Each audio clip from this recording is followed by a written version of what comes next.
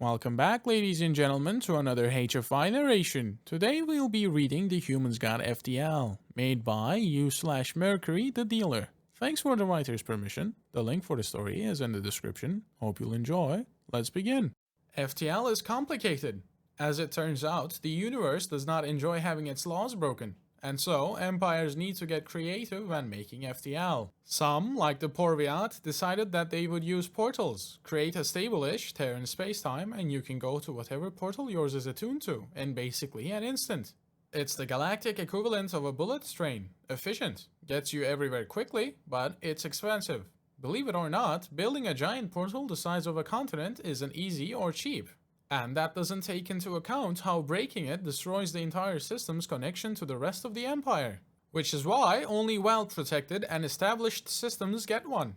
There are also people like Narrated. Instead of creating a tear through which two or more points in spacetime touch, you can simply contract and expand space around you with a hyperdrive. It sounds like the perfect solution until you realize that in order to get enough energy for the thing to work, you will need to collect and store a gigantic amount of fuel. Usually in the form of hydrogen or helium. Good luck colonizing a system without at least 3 Alpha-class gas giants in it. And by the way, activating the drive with anything in the way will be like getting shot by a Class 5 railgun, so you will be stuck at non-FTL speed while inside the system. Most empires learn to use both technologies, portals for well-established and growing colonies, and hyperdrives for military vessels and other things that just don't require much permanence. Most. There is one empire, one species to be exact, that decided they were too good for any of that. Humans. Humans weren't lucky. They were born in a small system with only 2 worthy gas giants, and even those were far from big. Normally that would mean they would develop portal tech and adopt hyperdrives later. But the apes were far from normal. We first met through one of their scouting vessels. The first obvious sign that something wasn't right was its size. It was too small to be carrying a common hyperdrive. In fact, the entire thing was smaller than a common hyperdrive. So, we assumed that it must be a pre-FTL ship. Send the crew into the void while in cryostatus and hope they find something. Except that cryostatus ships don't teleport around in their current systems now, do they? Well, this one was doing just that. Speculation exploded in the scientific community. The ship wasn't pre-FTL, that was for sure. And unless it could hide a continent-sized megastructure, then it wasn't portal technology. But how could something that small fuel even a basic hyperdrive? Turns out, it couldn't.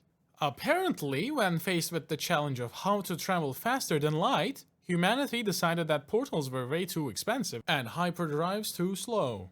So, what did they do? They created starcore engines.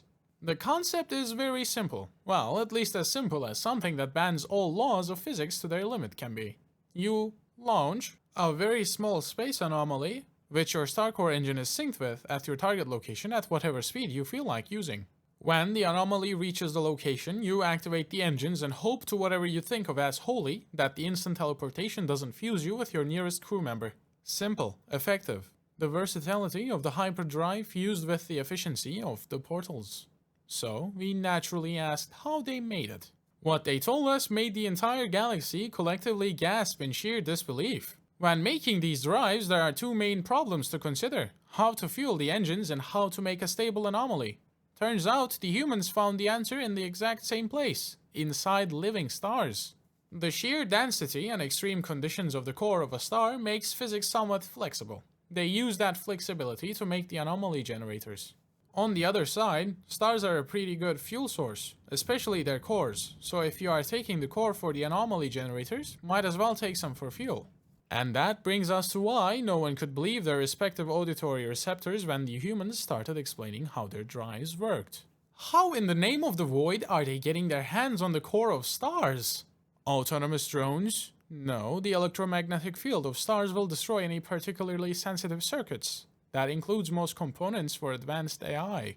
Piloted drones? No, while the electromagnetic field might not destroy them, the signal delay after entering the star would be too great for the drone to be useful.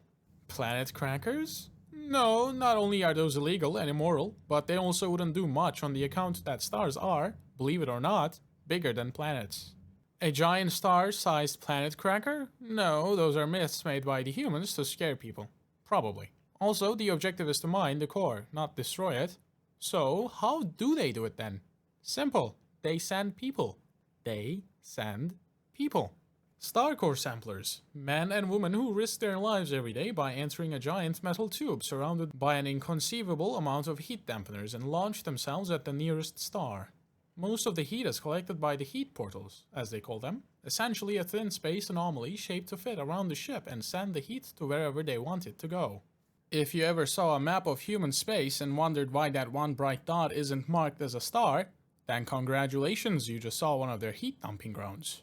Anyway, after launching into the star, the samplers just sit around waiting to get to the core and hoping that the heat dampeners don't decide to take a break. Once they do get to the core, they release the piloted drones to collect as much of the core as possible, and then they make their way back, as if they didn't just enter the most dangerous place in the galaxy, short only to perhaps a black hole.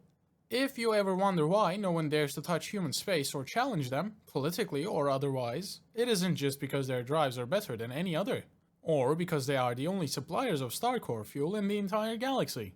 No, those things pale in comparison to their real advantage. Humans are willing to break into stars to achieve their goals. Void have mercy if they make killing you their goal. Thank you for listening. I'm glad to still have you here. This one was great, and honestly, I think this was one of my greatest narrations. I hope the audio quality is good. Do let me know. I am still figuring things out with the mic settings. If you have stuck around, go and show your appreciation to the writer on HFY. I hope you're having a good day, and I'll see you in the next one.